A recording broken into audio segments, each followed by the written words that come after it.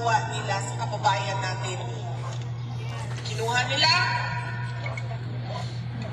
binigay siya ni BBM sa ICC.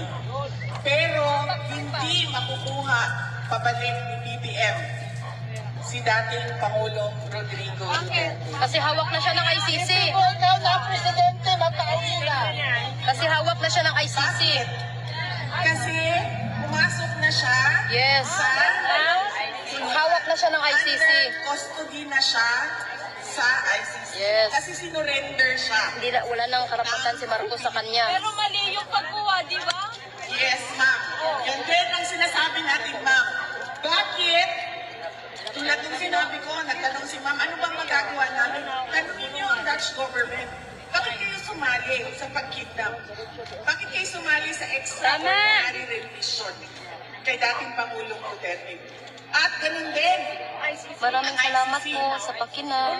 sabi nila, Emilia sila ay para sa Pajaro. human rights, sila ay para sa democracy, liberty, freedom.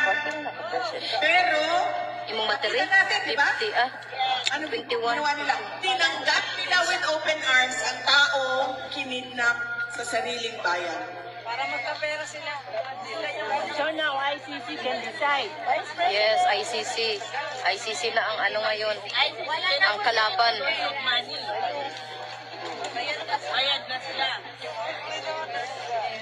Yes, ma'am.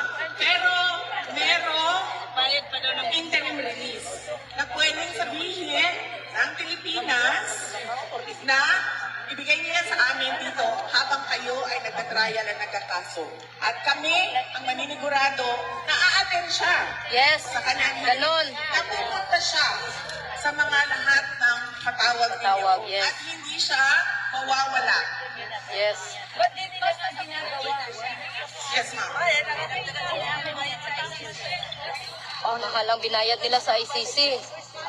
Kaya hindi nila basta-basta ma-pull out. Pera-pera lang. Mga mukhang pera.